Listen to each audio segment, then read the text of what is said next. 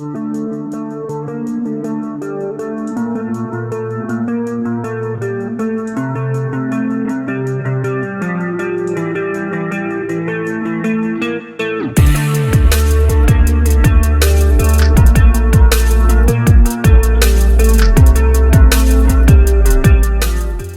everybody, welcome to the show, Board Game Reviews. This is a YouTube channel dedicated to the board game hobby, and this is the first Monday show for August of 2021.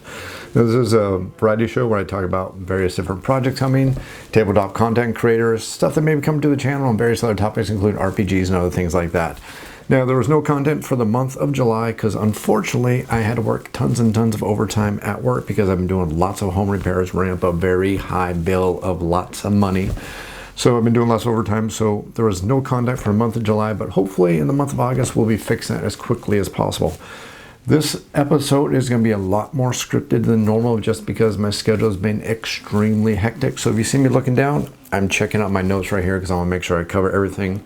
And I want to have this episode go as quickly as possible so I can minimize the editing because, like I said, it's been pretty darn busy trying to get caught up in everything, but definitely still want to get the content out there and start the content rolling all over again. So first up, let's go ahead and look at some content creators. And the first one we are going to look at, and actually the only one we're going to look at this month, is going to be Black Magic Craft.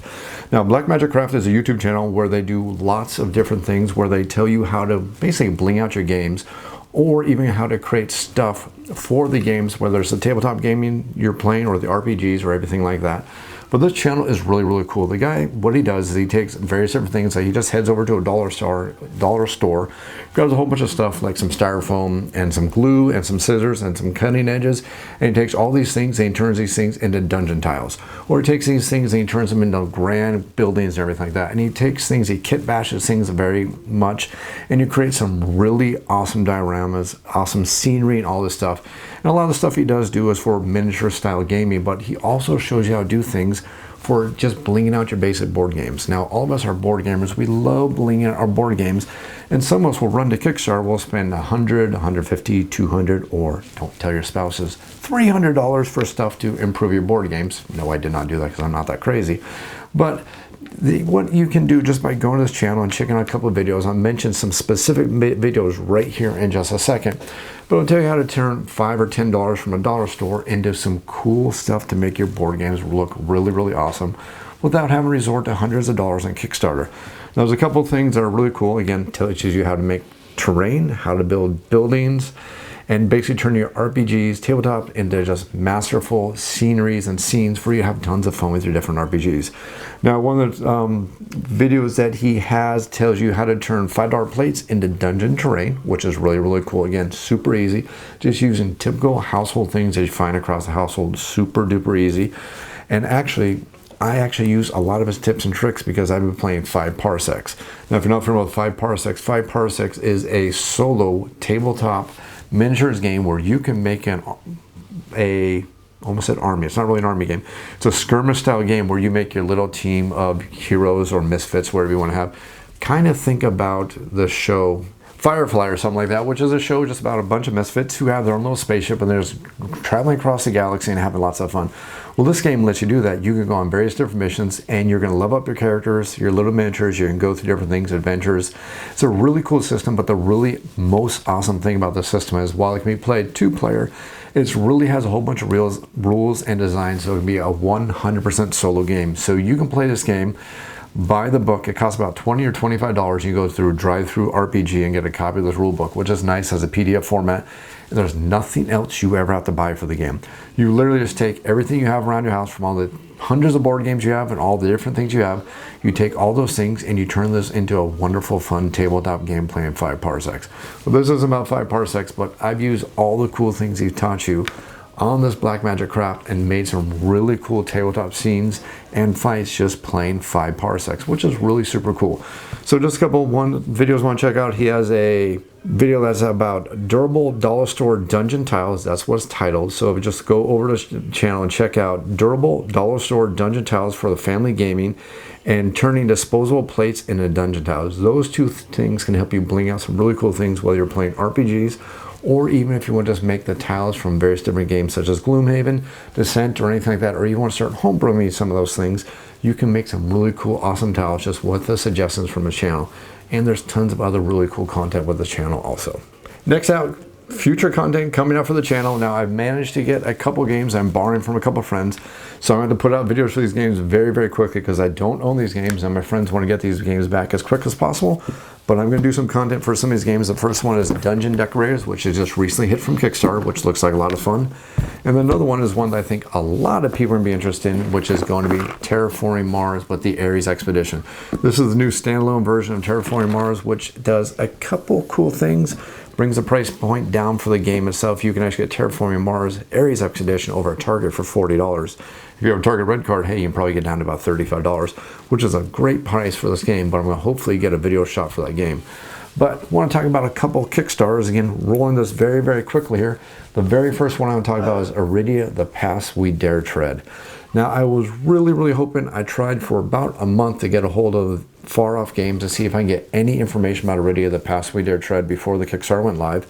So when I'm recording this right now, it is Tuesday night, the 3rd of August, which means Arydia has already gone live. And if you look over the Kickstarter right now, we see that my time right now, the project's been going on for about 12, maybe 13 hours. They're almost at $500,000 right now. They have almost 3,500 people who are backing the project. And this one has a minimum pledge level of $720,000 before this project will be successful. I'm pretty sure it's going to get it, but it has not successfully funded yet. But this is a project I actually wanted to talk about because this is a game that I was very interested in, one I've been following extremely closely. And I had a whole bunch of assumptions and everything along those lines before the project ever went live, and some of my assumptions proved to be true. And some of them actually were true, which has also proven to be a little bit worrisome. But I just want to cover a couple things that I thought were really great about this game. So first of all, if you don't know about Arydia, this is basically the next game from Far Off Games. And this is a 1 to 4 player cooperative game. It's a adventure style game. Now, if you want to think about any fantasy adventure style game, think about games such as Gloomhaven, think about such as some of the Rune Quest, or the ones from Fantasy Flight, the one where you do overland movement. But think about all those dungeon crawlers, but instead of being a dungeon crawler or an overland crawler style game, this is a game that combines both those mechanics into one solid board game. And instead of making this horribly, overly long drawn out game where you can play for hours and hours and then going from overland to dungeon, what they've created here is they've made more of a campaign style game here, where you get to have the exploration over overland. You get a storyline of overland. But what you're going to have is you can go to these various different locations, and you have this little board, and on this board you have these little hexagons. So you're going to flip over these little hexagons as you travel across the map, and everyone's hexagons will be location. And it's all going to be a surprise to you as you explore this board. So you may flip over one hexagon on this big board right here, and I'll put some images up so it'll make a heck of a lot more sense to you. But you can flip over one of these little mini hexagons on this big board, and that's going to be a permanent location there. It may be something such as a house, it may be something such as a riverbed location, it may be an encounter, maybe a cave, maybe a dungeon or something like that. Whatever that happens to be, then you can bring out a whole bunch of sub-maps that are going to come out that you can build next to the world map, and then the hero is going to go ahead and explore that location. If it happens to be an inn, the players may be able to go inside the inn, but before you do that, you're going to lay out a board that's an inn on it. You're going to wander around that little board, and if you decide to go on the inn, you're going to add a little overlay on top of the inn, which shows the interior of the inn, which may have an NPC that you get to interact with, a owner of the inn or something like that. And they may tell you something like they have some kind of quest to give you. Maybe you'll go down into below the inn, into the cellars of the inn where they have some rats, and they're paying you to go take care of the rats or whatever. But it creates this wonderful story-based game for 1 to 4 players that does a great job of we're getting closer and closer with every one of these board game releases, trying to marry the RPG market with the board game market. And we're just getting ever so closer there. Granted, we haven't found the perfect board game that will ever replace the RPG, but these two markets, they're starting to get a whole bunch of gray areas where they're starting to overlap each other, which is kind of cool. Some of us don't have time to play RPGs, and some of us don't want to play board games. So it's kind of nice that these markets are kind of converging a little bit and helping people enjoy both the markets from both sides. If you're an RPGer, you can play these board games because they're kind of close to RPGs. If you're a board gamer and you're kind of interested in RPGs, but you're an adult, you're a parent, you're a family member, you don't have the time for these grand RPGs, it kind of gives you the feeling of an RPG without having to sacrifice all the time, make the schedules, and have hours for campaign on a weekly basis, whatever it happens to be. So it's kind of the really cool thing about these. Now, when it comes to Arydia, there was a few things that I thought were really cool. First of all, this one is advertised as a green legacy game. Now, I've been harping on the topic of green legacy games for years and years and years. Of course, I haven't used the term green legacy ever, but basically I've been very bothered by these legacy games, which are basically one and done. I very much disliked Pandemic Season 1 and 2 and Season 0, whatever it is. Matter of fact, I never bought Season 2 or Season 0 because I didn't want to support a disposable game. It's just not something I'm into. I don't want to spend $60 in a game I may play 10 times, and then it's basically a glorified piece of artwork, and it wouldn't be even that for me. It's basically something I'm going to throw in the recycle bin, which is where Pandemic Season 1 went when we finished it. But I'm not a huge fan of that. I actually enjoyed Risk Legacy quite a bit because as you play the game, you create your own personal game, but when you were done, you had a game that you can keep playing with your friends. And to me, that's where a legacy game should be.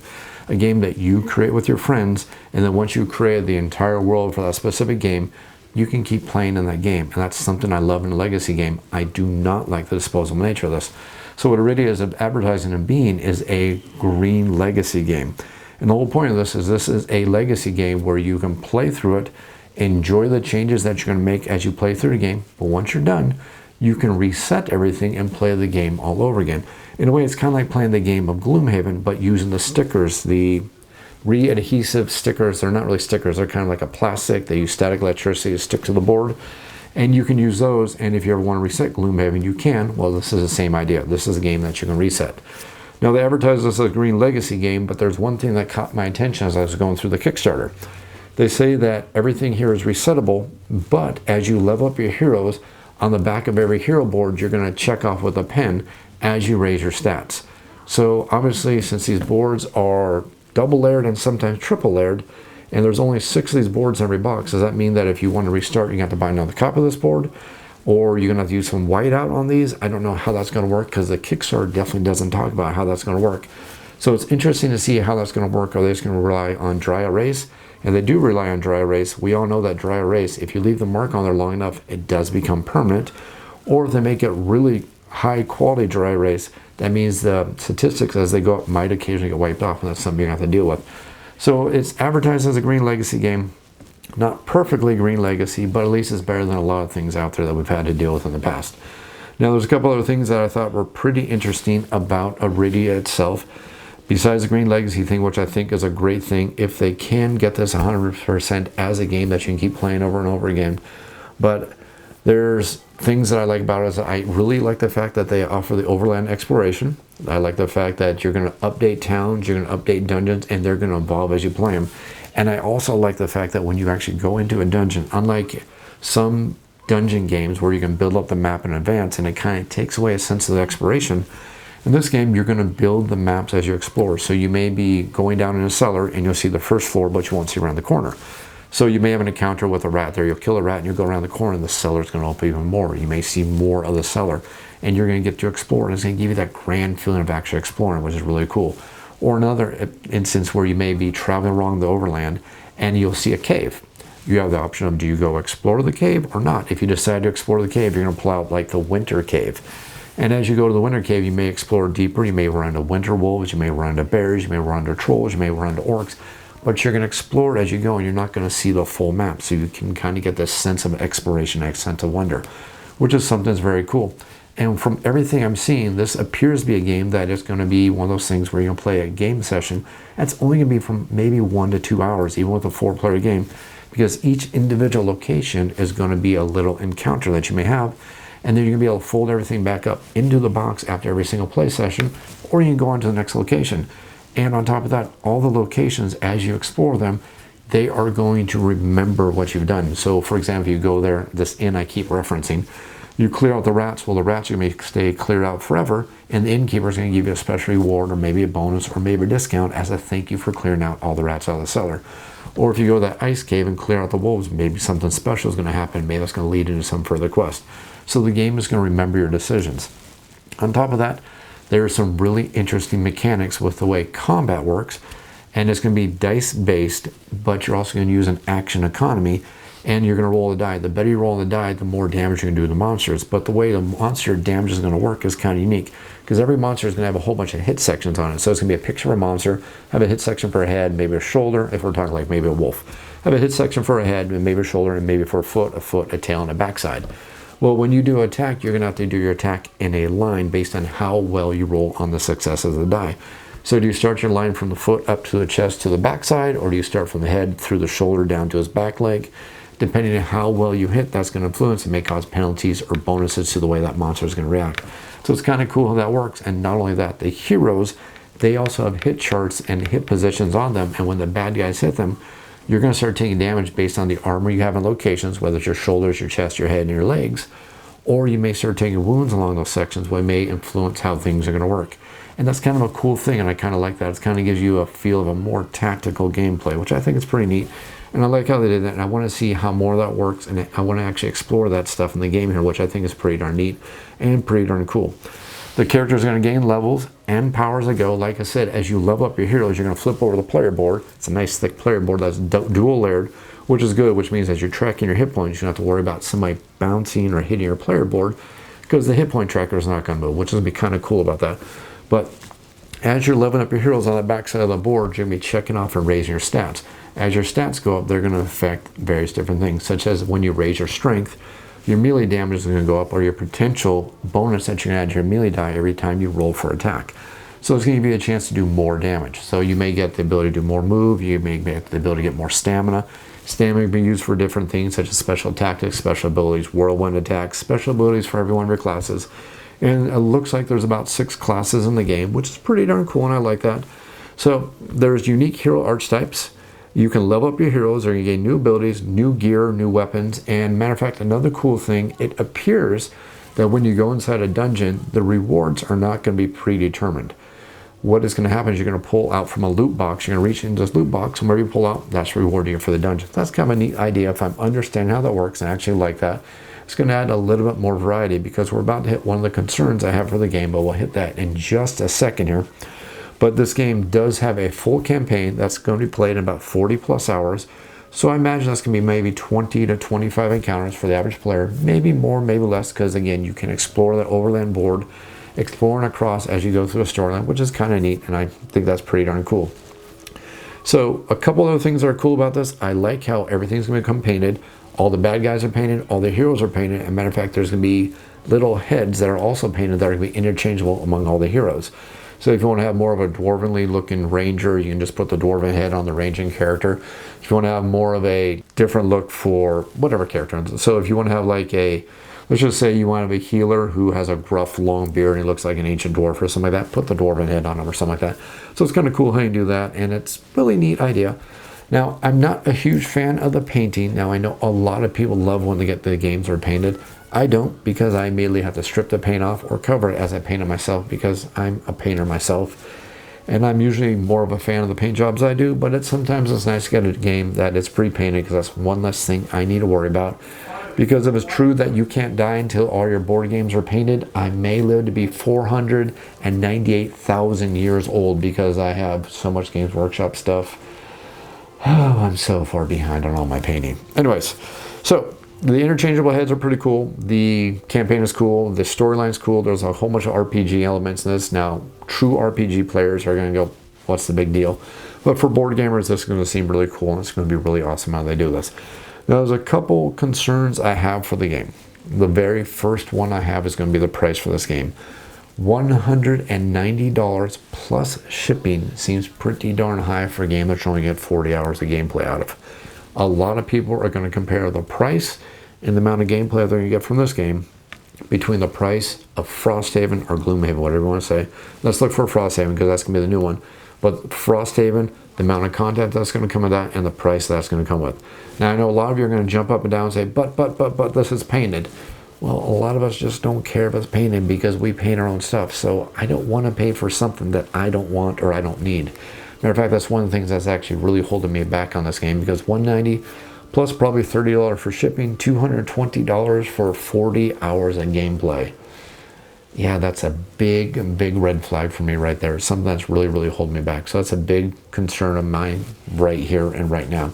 There's also a couple different unknowns that we have for this game, and I've tried watching a couple of videos, but unfortunately all the videos seem to be more about advertising for the game and not really delving into the game and doing a really good pre-review of the game, which really bothers me. But That's how some YouTube channels work these days. That's just what they do. They want to be part of the advertisement team for these games, and it doesn't get the good questions asked. So one of the questions I have is, do you have to use all 4 heroes each time you play through? Is it possible to play the game with 2 heroes? Is this a true co-op or a true solo game? Or I can play through with just 1 hero. Is the game going to be balanced for this? Is it going to allow me to play this way if I just want to play with a spouse, or if I want to play with a child, if I want to play with another family member? Or there's this game I want to play with just 1 other friend. Is it just 2 of us when we go to this adventure? Do we have to play 4 heroes? Is that mandatory? It's not answered anywhere I can see at all, and I would have been loved to have had this. And actually, these are some of the questions I emailed to the Far Off Games a month ago. I was hoping to get some of this answered, but I never heard a reply back from them. So these are all basically unknowns for me, and I'm really sorry about that. Another thing is are there going to be enough copies of each hero type for multiple players to choose the same hero type? We know there's 6. Wait, I should check. Actually, no, I'm not going to delay this video. I believe there are 6 different hero types in the game. Is it possible for, just throwing a dumb example out there, can 2 players play the ranger? Can 2 players play the cleric? Is that possible? Or do you have to follow a preset format of a party? Is that going to be something that you have to do? That's another thing that's not answered. That's something I'm very, very curious about. As of now, from what I'm seeing on the Kickstarter page, it looks like it's a strong no, and there's only enough components for each hero to be picked only once, which is unfortunate, but hey, that's something that happens. And then the next concern is how much replay variety is going to be in this game. They've already said multiple times on the Kickstarter page that all the dungeons are preset. If all these dungeons are preset, how much am I going to want to replay these dungeons? Because I've already seen how they're going to turn out. That may really hamper my desire to want to play this game multiple times, because if I know what's around the next corner, I may not want to play it. Now, Gloomhaven had the same struggle and the same challenges, but at least with Gloomhaven, it did have a little variety because of the way you travel through towns, and also had variety of the way different dungeons unlocked. Now, there is very little incentive to replay the same dungeons over and over again, but there is incentive to go back to the game and choose the different forks that were available to have a little bit of a different gameplay environment, different gameplay feel. So, do we have that variety here? I don't know, but we'll have to see when more is released about the game. And the final thing is, can players drop in and out as the campaign proceeds, and can you change your classes? I'm really thinking this is going to be another solid no. There's no rule book available for me to read through and see if there's any rules about dropping in and out characters or bringing in a leveled up character later on if somebody decides to drop out or somebody doesn't like the hero they chose or something like this. This seems like it's a very strongly narratively written story where they already have the strong narrative of 4 heroes going on a quest to try to regain citizen in their people, for their people, because they become exiles. They need to prove themselves, return to their people as heroes, because that's the only way they can end their exile. So is it possible for me to be playing with a couple of friends, go through about 5 or 6 adventures and say, you know what, I don't like the ranger. It's not working out for me. I want to play this other class. I'm going to have start level 0. Is that a possibility? That's just something that's not really spoken of. And that's something I'm really, really interested in. So Arydia looks like a pretty good game. If you are a board gamer who's starting to lean a little bit towards RPGs, but really don't have the time for RPGs, or you're just looking for a good story campaign-based game, this may be a good one to look into. There's a couple of caveats I've already mentioned, and a couple of concerns, and I'm definitely going to be paying attention to this campaign. It would be perfect if we can get a copy of this game without painted miniatures to help bring that price down quite a bit. That'd be very important for me also. It'll also be fantastic if this game could play up to 5. That's something that kind of held back Gloomhaven for my play group, because my play group is 5, which means that when it came to Gloomhaven, we couldn't play Gloomhaven at all, so we just ended up each of us getting multiple copies of Gloomhaven, and we all kind of played the game solo. I know one of my friends who lives across the street, he played Gloomhaven with his daughter. 2 more of the guys I play with, they live out in the valley, which I know means nothing to anybody else who doesn't live in Alaska, but they live out in the valley. They got a copy of Gloomhaven just so they can play themselves, and I ended up playing my copy of Gloomhaven just with another friend, and that's just how it worked out. It's unfortunate. It would have been great if that game went to 5, but unfortunately, that is what we're stuck with. Next up, we have He-Man, or since there's actually 2 games, should it be He-Men? No, that would just ruin the whole thing. But we have the new Masters of the Universe 2 board games, one coming from Cool Mini or Not, CMoN, CMoN, whatever the heck they're called these days, or from Archon Studios, which is going to be Masters of the Universe Fields of Eternia, which is the one I'm going to talk about first because this is the one I'm actually most interested in. So, I'm old enough to remember He-Man. I grew up playing with little He-Man toys. I can go back remembering my giant Castle Grayskull and all my He-Man characters. Yes, I'm showing my age, but heck, when I was a little kid, He-Man was pretty darn cool. Even though it was just completely designed to sell more toys, more action figures who made absolutely 0 cents. Think about some of those heroes. They were really, really wacky. But, so what Masters of the Universe Fields of Eternia from Archon Studios looks like it's going to be is this looks like a game that's inspired by Runebound or Rune Age. And it looks like it's going to be a tabletop and strategy game where every single player is going to pick a couple of heroes representing one of the factions, and we're going to go back way back in the history of Eternia, and we're going to fight on a Runebound, Rune Age style game where we're going to go across the map trying to gain dominance and everything like that. And it actually looks like it's pretty darn interesting. Now there's a couple of flags being flown, some good and some bad here, and some things that I may have a little bit of concern for.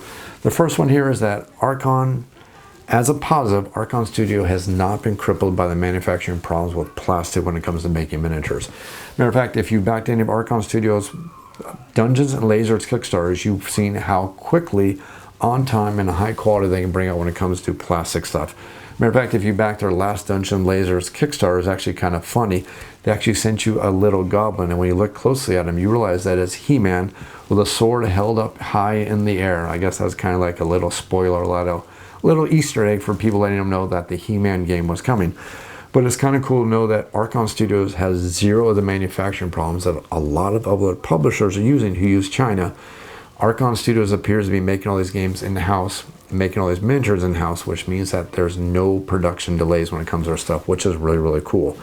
So that means that whatever they bring out to Kickstarter, we're not going to be waiting 1.5 years, maybe 2 years, waiting for all these plastic molds to be injected, done, and finished and shipped out to us. So my concern here is the focus so far on pushing how cool the plastic toys are going to look, and not much talk on gameplay. The most I can get about from this game, from Awakening Realms, shows me that they're going to take some inspiration from the Runebound games from Fantasy Flight Games, and they're going to make that as a giant hex style game where the players are going to be walking across the giant map in a competitive game, trying to do quests, go through adventures, fight each other, and do all these different things on this giant overland map. And it looks like a cool idea, but again, there's not enough information out there for me to actually make a solid decision. This is a game I want to keep watching. Is this a game that's just going to try to trigger the nostalgia on this, or is it actually a really good game underneath the hood here? Now, I've yet to ever play a game that's actually been designed by Archon Studios, which is also kind of a concern for me. Now, I have backed other Archon Studios games, but they have not arrived yet. So I'm not worried about the quality of the game. Component-wise, I'm just worried about the quality of the game when it comes to design, because I haven't seen anything from them to play, so I don't know if they're making good games. We know that's very common in this industry, unfortunately, for things to come to Kickstarter, look really pretty with lots of cool plastic miniatures.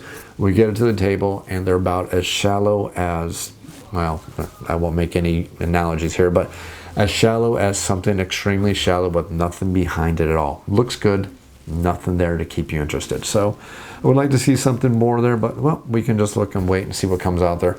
So there's one other major hurdle with this game, though, and that's the one I haven't talked about yet. This is going to be the big one for people who are not wanting to be just a little bit sly, maybe. But apparently, when Mattel gave out the ability for these board game creators to make games in the He-Man and the Masters of the Universe world, they gave Cool Mini or Not all rights to the game in the United States, and they gave Archon Studios all the rights for the rest of the world.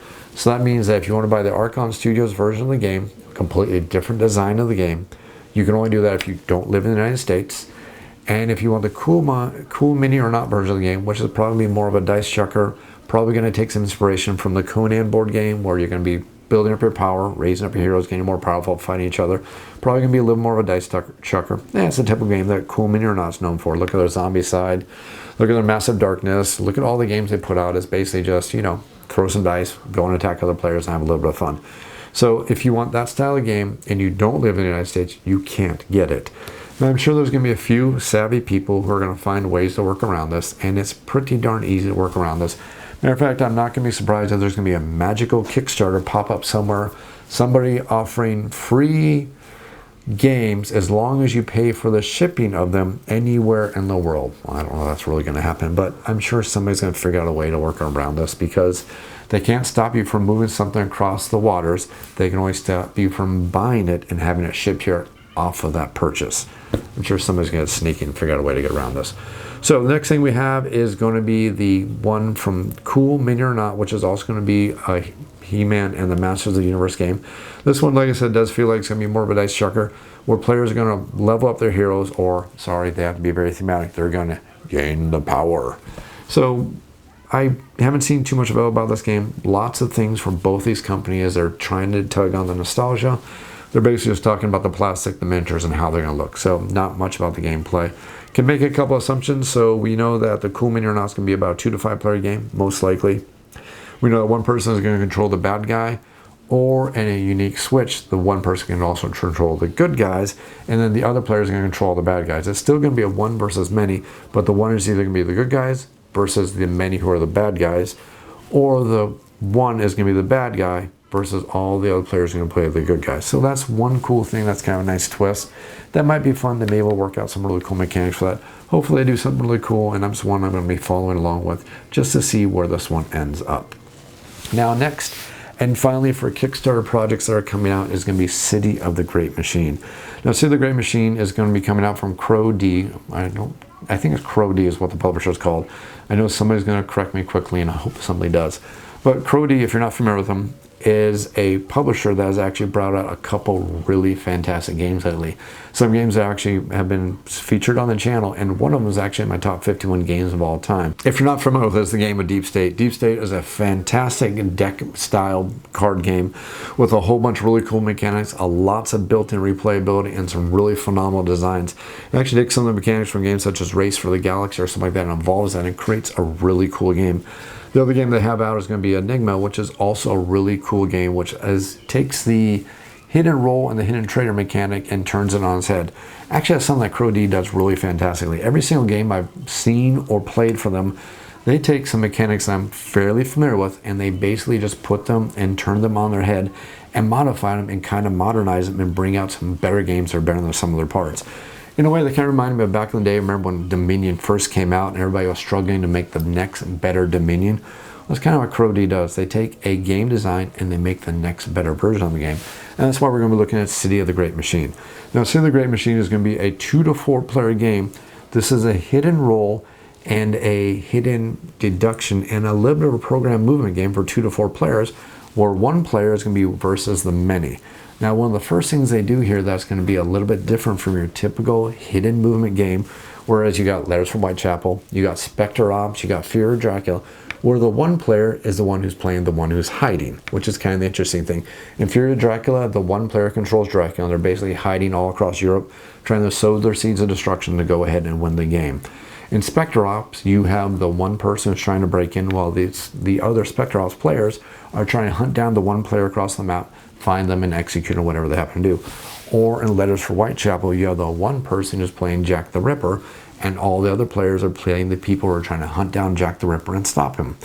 So this is what's really interesting first about City of the Great Machine. The one player is not the one who's doing the hiding. They're not the one who's doing the sneaking around. They're not the one who has their one goal of just trying to accomplish things without the other players finding them. They are the one who's playing out in the open, and they play the Great Machine. Now, the Great Machine is a giant machine that's in this giant floating city, which has decided that, basically in a nutshell, that mankind is flawed, and they're going to improve mankind by taking away our free will, our independence, and our free thought, and control us because we are a danger to themselves. While the other players are playing the rebels, and the goal of the rebels is to secret movement and a little bit of program movement to walk around the city, create 3 riots in the city, not 3 riots, sorry, 3 rebellions in the city. They managed to create 3 riots or rebellions in the city. They managed to win the game. But like a lot of these hidden secret movement games, there is a strong time pressure where the one player, they're playing a waiting game. Time is on their side. If the game takes too long, they know they're eventually going to win. Fear of Dracula, as Dracula player, you know you can play a cat and mouse game, because if we make it to week 3, we're pretty much guaranteed to win the game. Spectre Ops is the same way. If you manage to stay away from the hunters long enough, eventually you're going to win the game. And City of the Great Machine, you as the Great Machine, you're controlling the timer. Because once we get to the 13th round, everything is going to go against the Rebellion's favor because you control the tempo of the game and you're going to be coming that much quicker to winning the game. So you have that aspect like most hidden movement games where one player is controlling the flow and the tempo of the game, but instead of your most hidden movement games where the person controls the flow is the hider, they are way out in the open and they're trying their best to get in the heads of the other players, figure out what their movements are through a pre-programmed movement where the Rebellion players are going to play a card down, and the card they're going to play face down is going to dictate where they're going to move to on their turn. It doesn't dictate what they're going to do when they get to that location. It's only going to dictate where they're moving to. So you as a Great Machine need to look at all the players' resources, because it takes resources to do everything in this game. Whether you want to move, whether you want to react, whether you want to get people to join your rebellion, or if you want to start a riot, all these things require you to spend trust. So you, as the Great Machine, must look at the very limited pool of the trust that the rebellion has, figure out where they can possibly move, try to intercept all their movements and ruin their movements while they're trying to outsmart you, outmaneuvering you, because you as a Great Machine have very limited resources. You have robots working for you, but they're a very limited resource that can be broken by the rebellion. You have your own personal servants, but they have their own limitations and they are not quite as effective and efficient as the real human beings, because much of the willpower has been stripped away because you are the Great Machine. So this game looks like it's really, really interesting and really, really awesome. It is a 2 to 4 player game. It fits within the hidden movement mechanics. It takes a little bit of the hidden movement mechanics and modernizes it, gives it a little bit of a spin, and it looks really darn cool. A couple different things that are cool about this game is the fact that every time you play the game, you're going to go through 13 rounds. The first 12 rounds are going to be randomized through some cards, which can give events that are going to happen every single round. And it's a larger pool of cards than you're going to use in every game. So that's going to add some replay variety to the game. There's 6 or maybe 8 heroes inside the game, and each time you play the game, the heroes or the rebellion are only going to pick 3 of those heroes. The Great Machine has upgrades that they're going to be able to play every time they play through a deck of cards, but they're going to draw the upgrades every single round through various different actions. So as the upgrades come out, that's going to influence their strategies and their tactics and how they're going to play every single round, which is kind of cool.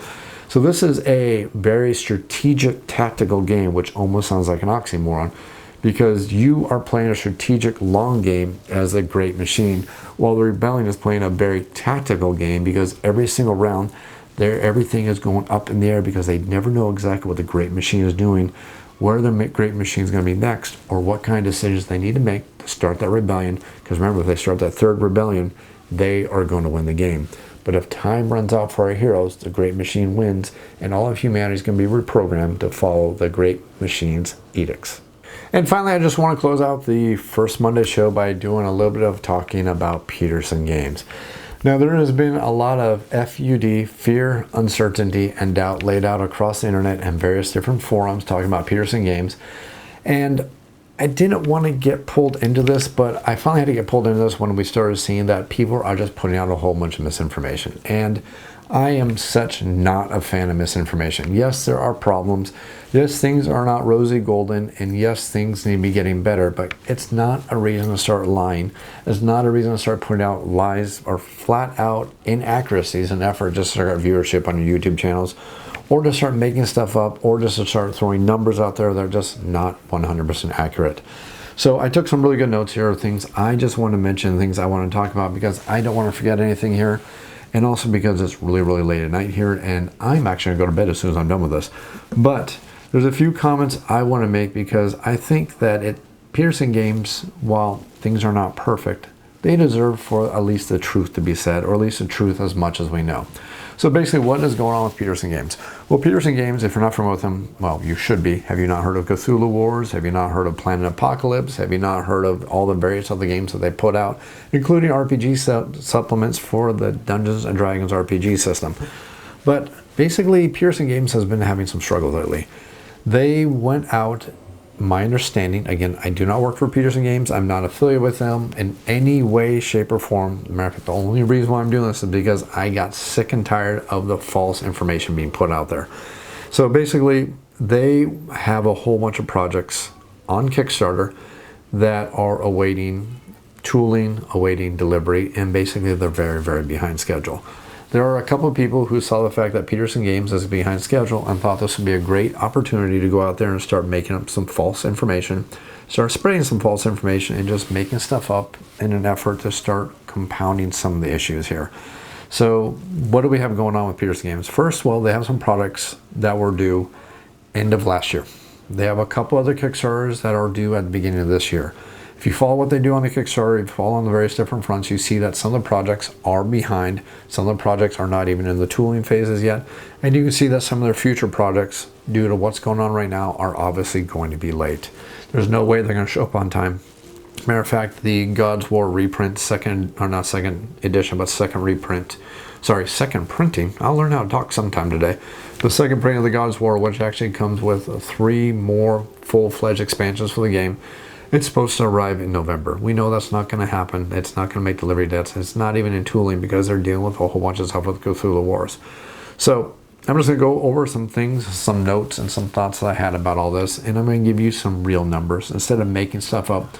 That way all of you out there can actually make your own conscious decisions and decide if you want to get on the hype train or if you want to just come back to reality and just realize that things are not as tragic as they seem. Not as good as they could be. Definitely not as tragic as they seem. So, the first thing that I want to say is that Petersen Games has problems. I'm going to say this right here, right now, so people don't think I hate people when they use the term, but a fanboy. I'm a hobbyist. I really am not on team A. I'm not on team B. I'm not on team C. I'm on team my gaming table. I'm on team my friends. I'm on team having fun with everybody. And I'm team I enjoy the hobby. So I'm not really going to be on anybody's team on all this. So we're going to start off with a little bit negative because that's just basically where I want to start with this.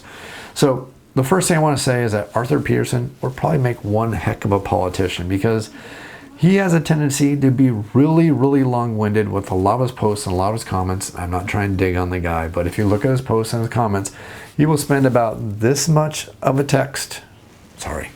That much wall of text just to say the sky is blue. And of course I'm being kind of funny to make things up so nobody thinks I'm trying to be insulting to the guy, but he does get very, very long-winded, and when he gets long-winded, he kind of forgets what the question is. I mean, if you really follow along what he says, he'll go through with a long list, and then you'll see about an hour later he'll go back in there with an edit, or he'll do another post, or he'll do something below where he's like going, oh yeah, I forgot to answer the question. So I jokingly like to say that he would make a great politician because he just kind of goes this direction and then you kind of wonder where he's going. So I don't know.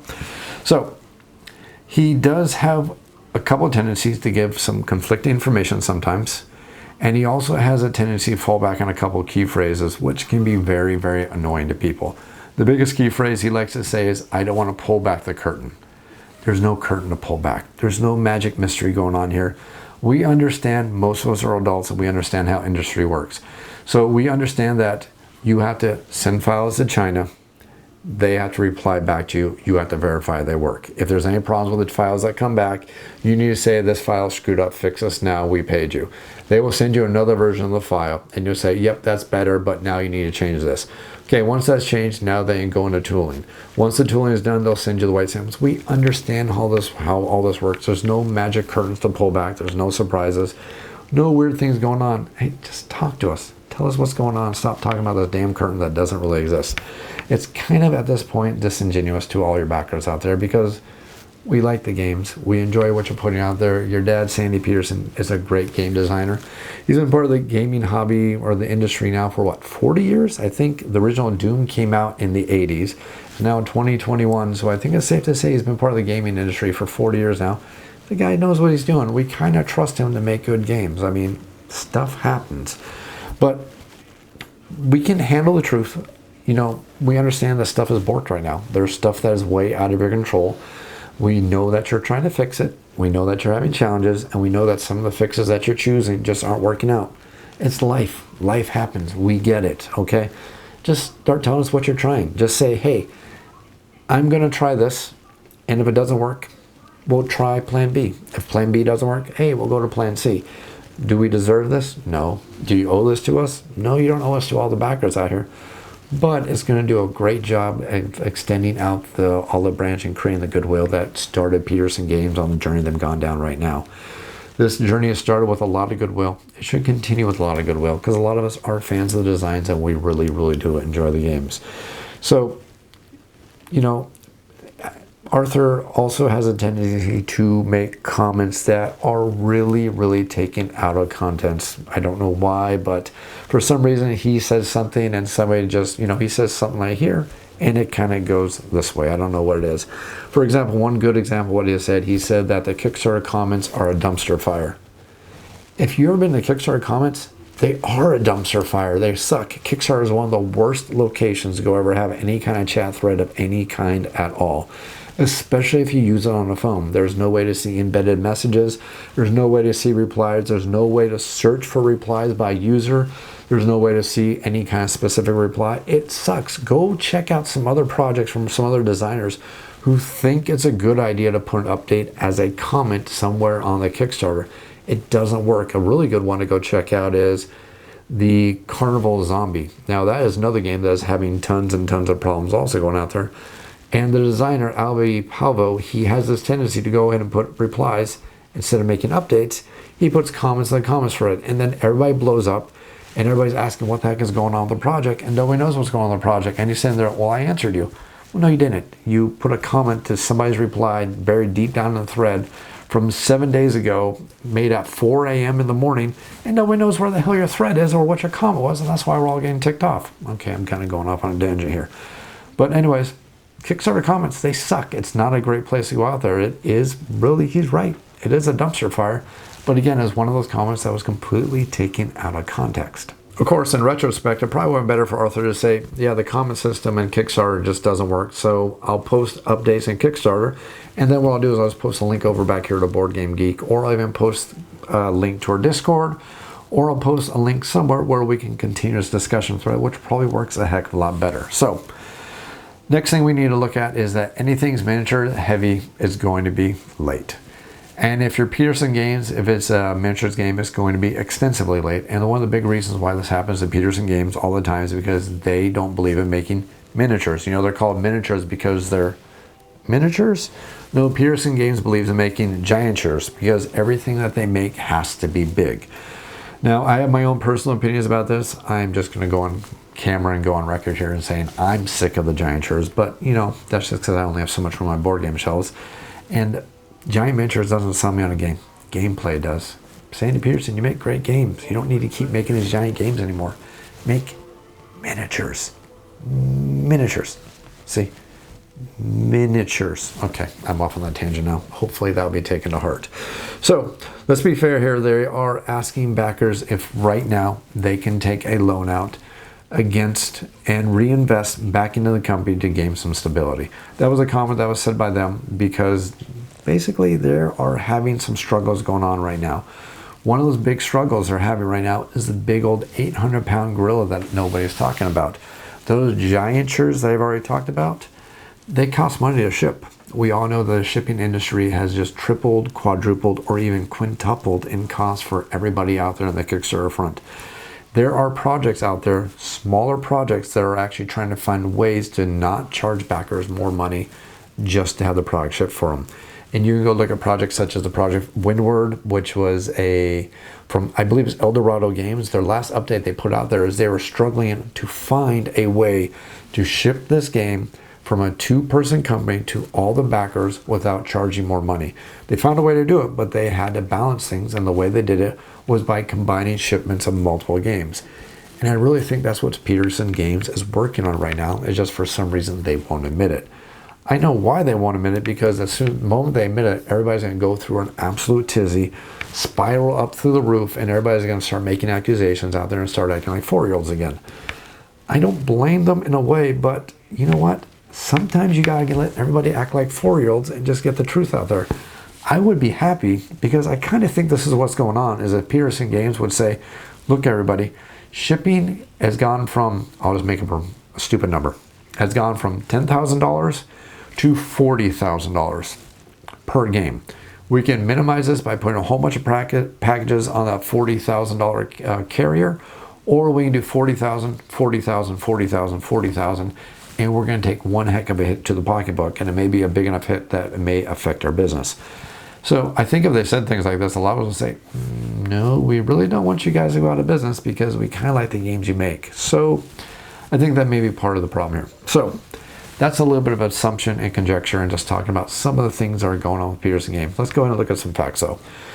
If it's not a miniatures-based game, Petersen Games is fairly accurate on delivery times. I can go off camera, which looks terrible on video, and I'd walk in front of my lights, ruin the green screen, and then have to go through a whole bunch of editing, which never makes me happy, and go grab the Planet Apocalypse RPG book, which was 1 whole month late. As a way to say we're sorry, they threw in a DM screen for free for everybody back to. And if you already paid for the DM screen, you have a credit with Petersen Games. 1 month late, that is not a big thing. That's the Planet Apocalypse RPG, 1 month late, free DM screen to make up for it. You can't say everything they do was horrendously late.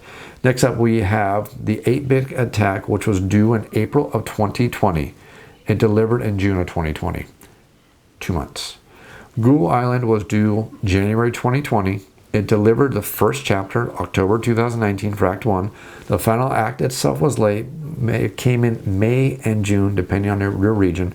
Let's just call it May for the United States and June for the rest of the world, because that's basically what it was. So maybe that was a little bit late there, but I don't think they ever said exactly when the entire series would go out, so I don't think we factor that in, or maybe we'll give them a slide on that one a little bit.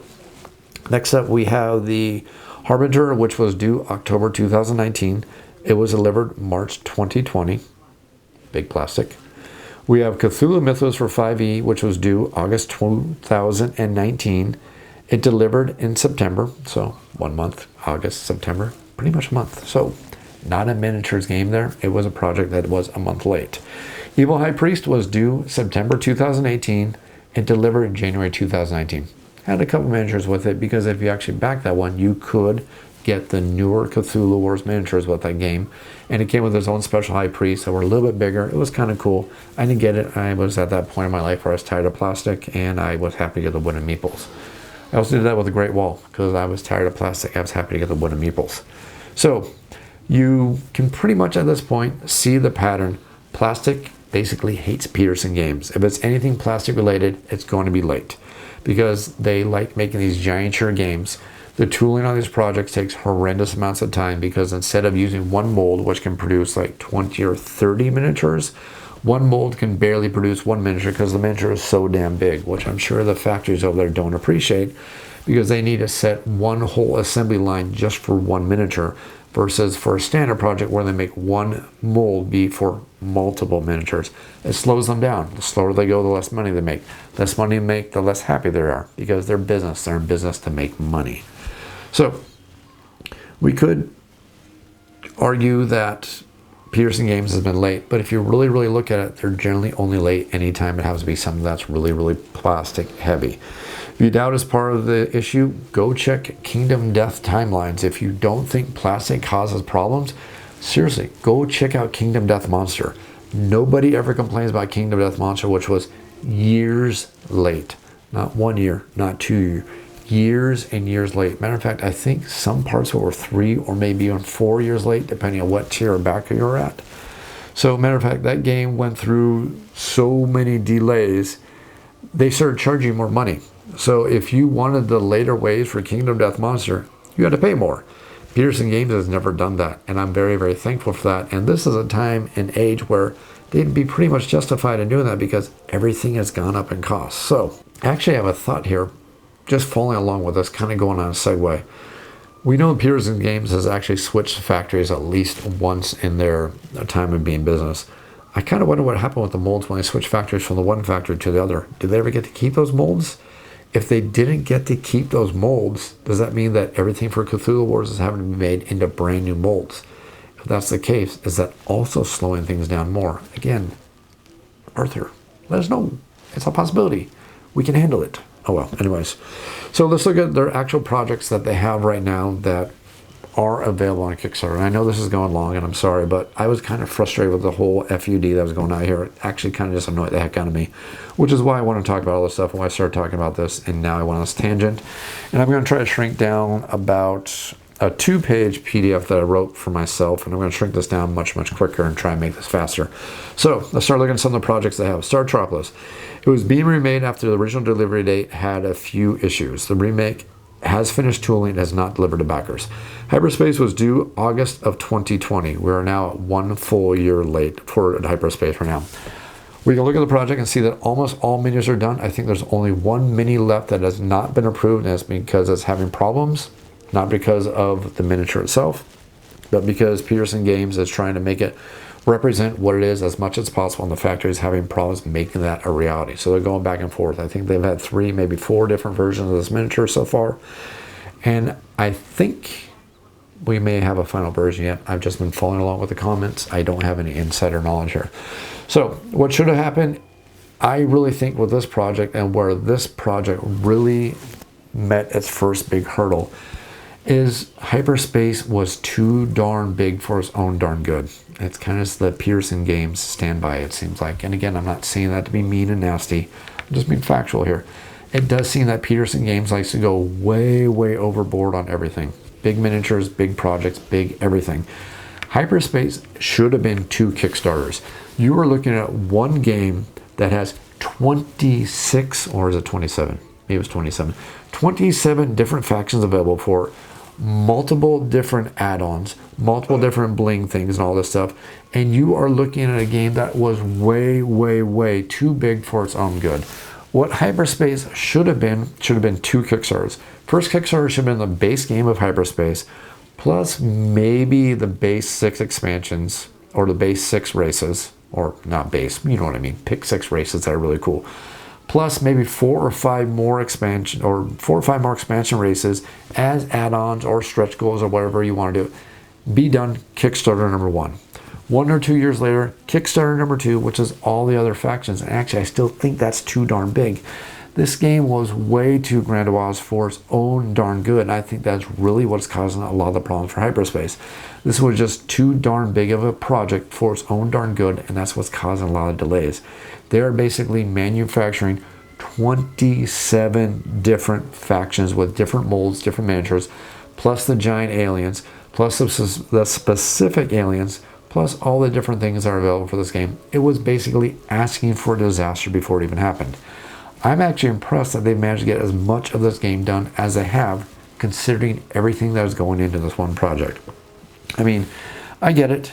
They got excited. Who can blame them? They started seeing the money going up on the Kickstarter levels. They started seeing the excitement from the backers. They started seeing all of these things, and we all got into it. We got excited. We all got really looking forward to this game.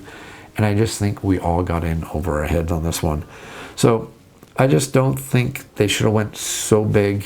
And I just think this go big or go home attitude is probably not where Petersen Games wants to stay, because it's starting to cause a lot of problems for them. Again, go back in the video where I talk about small things show up. Big things are delay after delay after delay after delay. It's not a good thing. So let's go ahead and look at Onslaught number 4. It was due in June of 2020. So this is a really Damon Sultan and Cataclysm plus reprints, and the biggest damn sword of Damocles crossbred with Hobson's Choice, and maybe sprinkled with a little bit of salt from Morton's Fork this world has ever seen. I'll use some really cool phrases there just because I want to feel nice and awesome. Okay, work with me here. So this is basically a huge giant undertaking from a very small family business.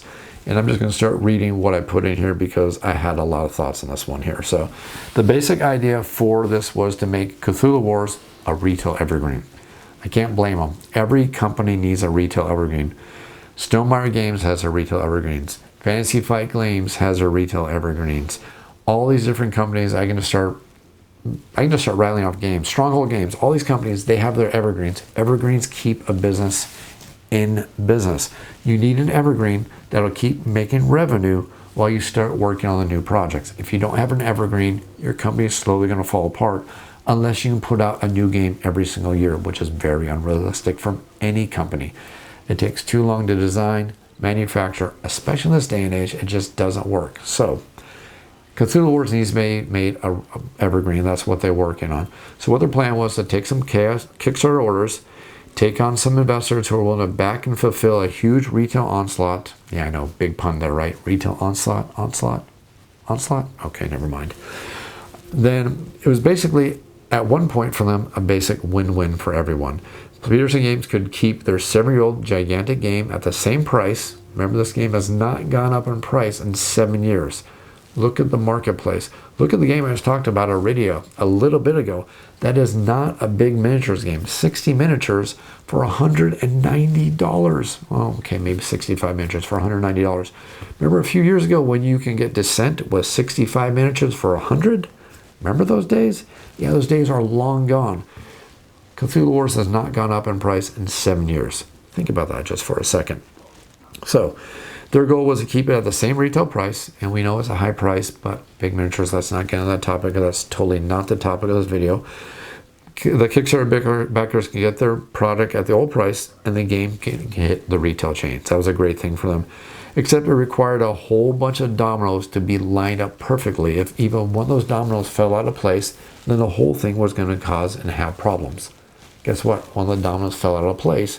And now Petersen Games is struggling to go ahead and fix that domino so the dominoes can keep going down the line here and keep the project going. So I see where some of the problems happened here.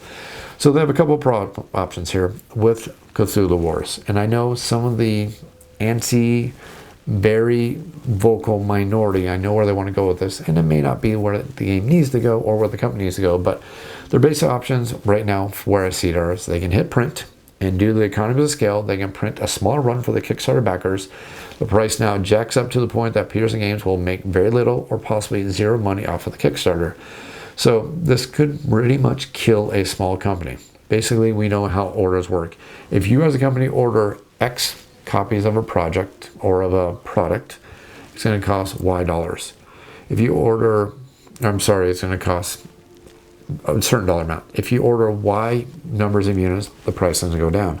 If you order a Z numbers of units, the price is going to go down per unit. So the more of a product you order, the more the price is going to go down, and the cheaper it is going to be for the manufacturer, and the more the product you get out there in the retail chain. So if you cut back from the amount of orders you get, it's going to mean that you're going to spend more money to manufacture, and it's going to have a lot less profits. So with skyrocketing manufacturing and shipping costs, we can kind of do some made-up numbers. Again, when I'm doing made-up stuff, I'm going to let you guys know when I'm doing made-up numbers here. But let's just go ahead and just do some made-up numbers here just for examples.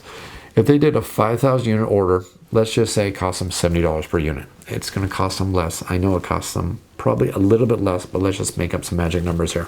So if they did a 5,000 unit order for $70 per unit, that'd be 5,000 copies at $70 per unit. That means they have to spend $350,000 to manufacture that product run. So if they do a 10,000 unit order, and because we're ordering more, the economy of scales means that the price per unit is going to come down. So they order 10,000 units, it's going to be $50 per unit.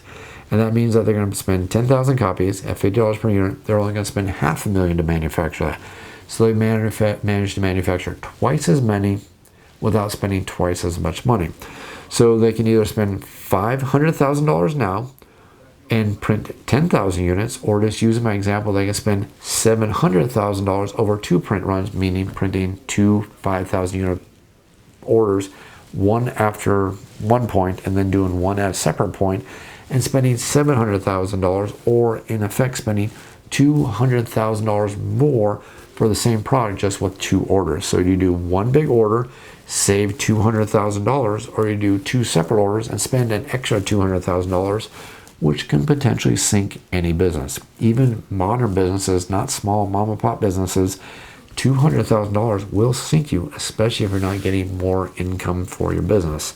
So I see what they should do. I mean, without sounding like a whiny, greedy person, I don't own the business. I don't have invested interest in the business beyond the fact that I want to see more games from them. But I see what they should do. They should do the bigger print run.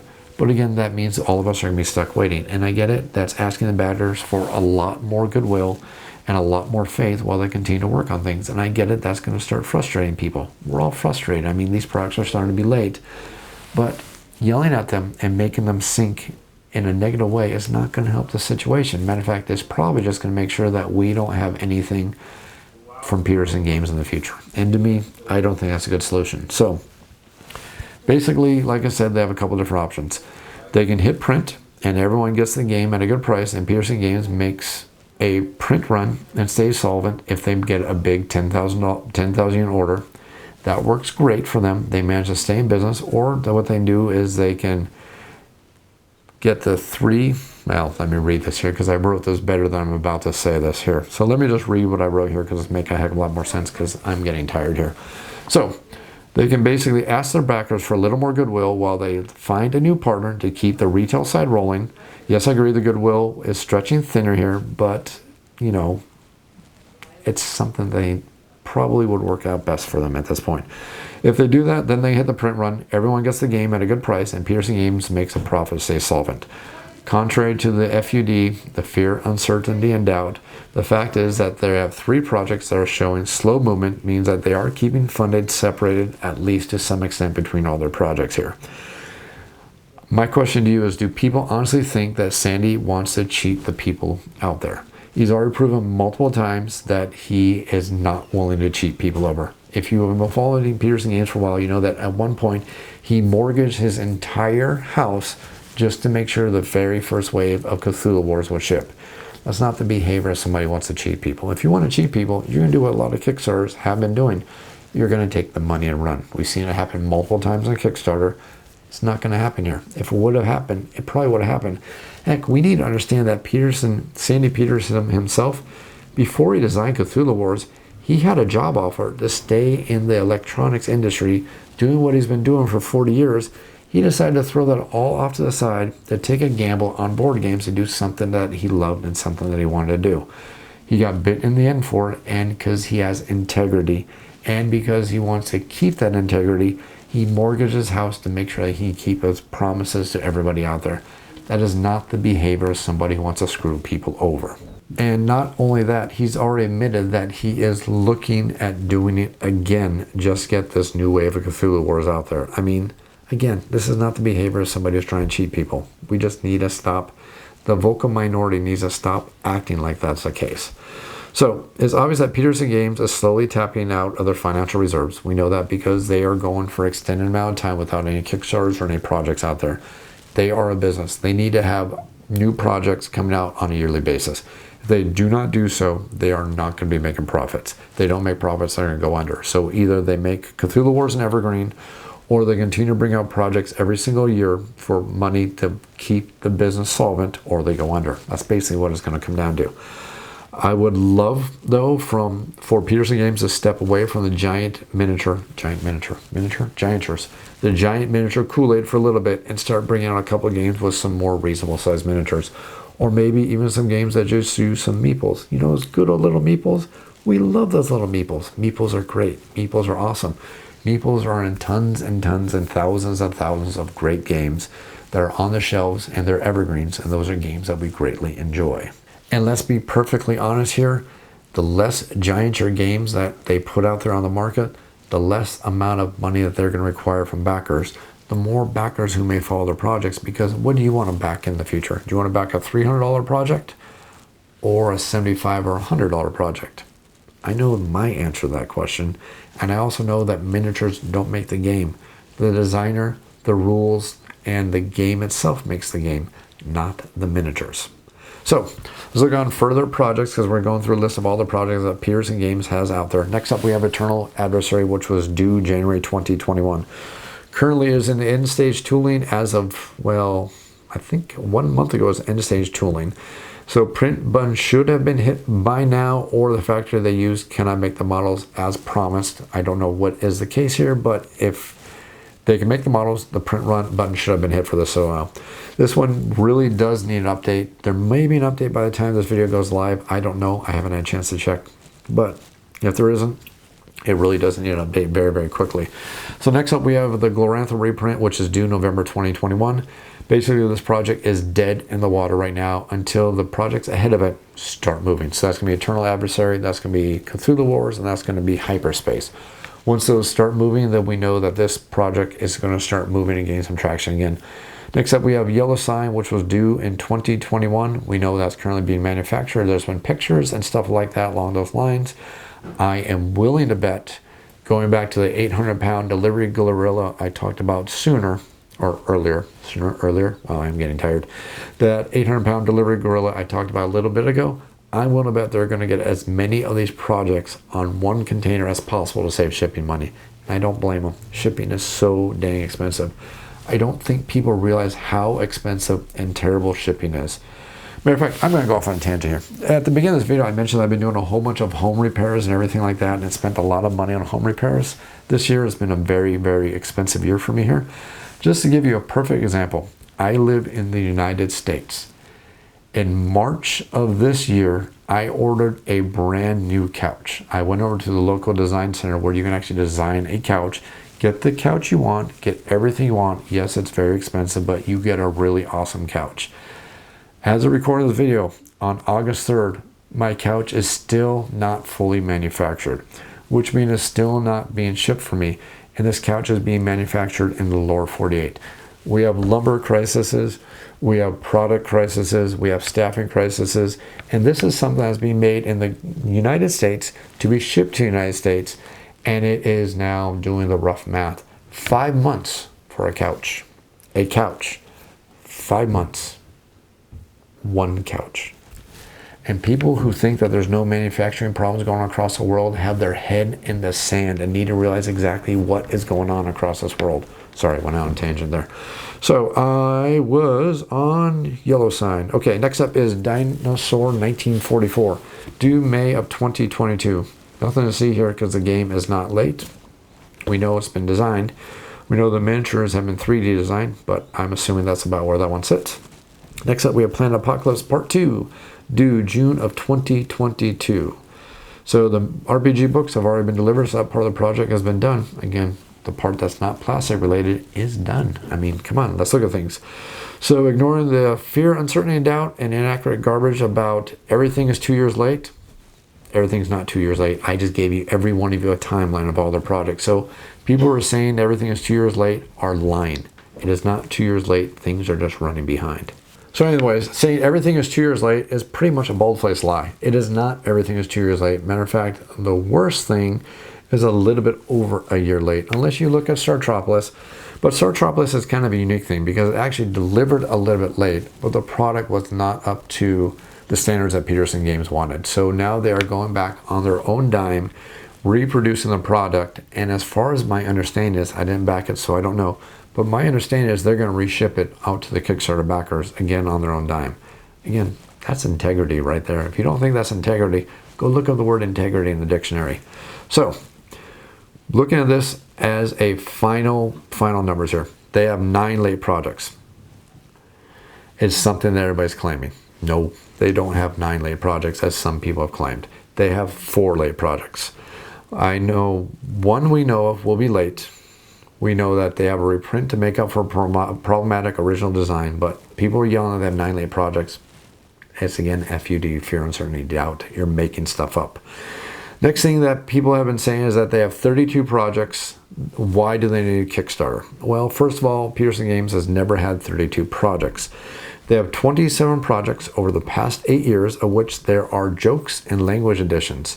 So unless you consider doing it with a deep one, a real Kickstarter project, okay, I'm not going to judge. We all get our own section of the video store here, but they actually, if you look at real projects, they actually only have 23 real projects that they ever put out there. So people saying that they have 32 projects, it's also not true. It's a lie. So you can also look at other companies out there who use Kickstarter a lot more than Petersen Games and still use Kickstarter quite a bit. Look at Cool Mini or Not. They are a multi-million-dollar company that is publicly traded overseas, and they employ people all across the globe, and they have 48, yes, 48 projects on Kickstarter, and they still use Kickstarter for their future products.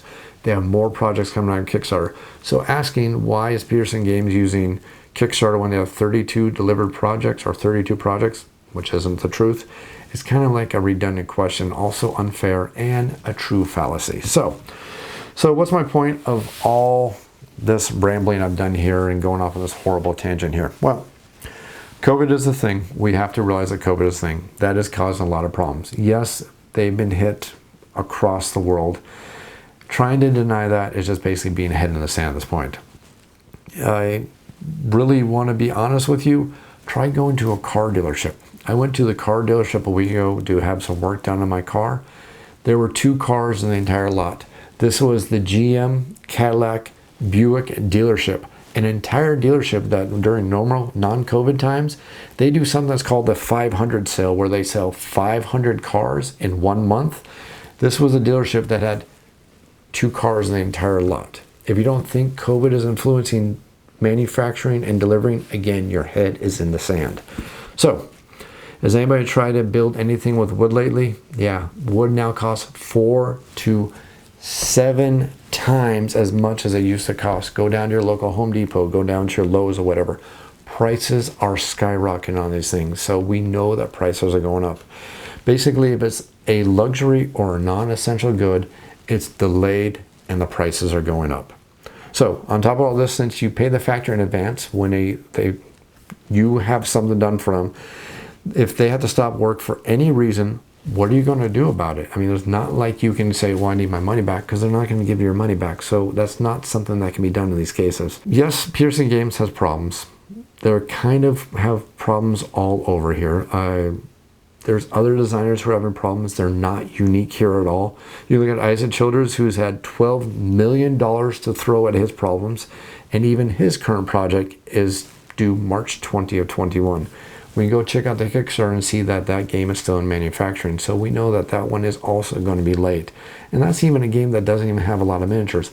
That's just a lot of cardboard, a lot of cardboard cards, a lot of cardboard tables, tons and tons of cardboard, not a lot of plastic, and even that game is super duper late. The bottom line here is when it comes to Petersen Games, the truth is somewhere between the fear, uncertainty, and doubt that has been pervading all over Kickstarter and over Board Game Geek, and the curtain that Arthur Petersen refuses to pull back. Somewhere between there is where everything is sitting here when it comes to Petersen Games. I know I'm frustrated, but I also know I'm an adult, and I know where the problems are. I see where the problems are, and I understand where a lot of the problems are. And just basically yelling at them is not going to make any kind of solutions. There are solutions that work. I think they will work for Petersen Games. I don't have to like the solution, but you know what? I think their solutions are actually going to work for them. Petersen Games at this point so basically has had a choice to make. They made it, and you know what? If I was in their exact same place, I would probably make the exact same decision, because I really honestly think what they're going to do is try to ship as much as they can at one time to cut down on their costs, because shipping has just gone up astronomically. What I would like to see from Petersen Games at this point is weekly updates. I would love to see from them weekly updates that say, this is our weekly plan. This is what has succeeded from the last week's plan, and there's a deadline that we're looking for. If we do not reach this deadline, this is our alternative plan. This is what we're going to do. These are the time frames, and this is what we're going to do for, and we are sticking to it. If they would do that, they would get a whole bunch of goodwill from the backers. If they would update their email production tracker that they send out every single, I think it's every week or every single 2. It is inaccurate, it is not correct. If they would update that and make that correct, that'd make a whole bunch of the backers happily. If you look at it right now, it shows Cthulhu Wars is a production in progress. Hasser shows still tooling. Glorantha shows tooling, which we know it's not. Return to Planet Apocalypse shows tooling, which we know it's not. So there are errors on the production tracker, so they need to get that updated and make that accurate. So couple of final thoughts there is, if they can't print backer copies and retail copies, well, there's multiple ways to take this. We can break it down into its parts. Either Kickstarter funded, depending if you look at Cats or Sultan in April of 2019 here, which means it basically funded 2 years ago. The game's not 2 years late, it funded 2 years ago. So we have 2 years of salaries and stuff like that need to pay. This is basically a huge issue that Petersen Games is having to deal with their management and everything like that, and I get that. Their teams need to get paid, but we would like it if they could get stuff done without them having to eat top ramen for the next couple of years. So I'm all in favor of them getting things done right and causing a couple more delays, if that's what it comes down to, as long as they don't have to eat top ramen. And at least that way we get the stuff that we backed, and that's what I really would like for. Integrity is a thing that I'm not concerned with. Sandy Petersen has shown multiple times that he has lots of integrity. He's shown that he's willing to make the sacrifices he needs for the company. I just really would like them to say, like I said, they need to start being a little bit more open, a lot more direct. Stop talking about the stupid curtain that doesn't exist, because we're all adults and we can all adult here. They just start telling us what's going on, set a game plan, make it a weekly game plan, stick with the game plan, and keep all of us in the loop and let us know what's going on here. So Petersen Games, honestly, they could walk at this point, but they're not going to, because Sandy Petersen does have a lot of integrity. So This was really long-winded. This ended up being a lot more long-winded than I really wanted to, but it's stuff that was really important to me, and it was stuff that was on my chest that I just want to get off my chest. I'm going to go ahead and close out the video here because this video has gone way longer than I wanted it to be. If you have any comments or questions, make sure you leave them down in the YouTube comments down below. I'll be sure to get to them as quickly as I can. You can also feel free to email me at offtheshelfboardgamereviews. That's otsbgr@gmail.com. Be sure to answer your email as quickly as I can. If you enjoy the content on this channel, think about tossing $1 in the tip jar over on Patreon. This channel is 100% supported from myself. Things get very expensive, and sometimes when you don't see content coming out for me, it's because I'm working a lot, and I need to work a lot to cover my costs because this does get very expensive. If you want to help me offset some of those costs, toss $1 in the tip jar. It's so thankful on my part, and it really is appreciated. If you enjoy this video, if you enjoy this channel, click the like button, click that subscribe button. As always, thanks for watching.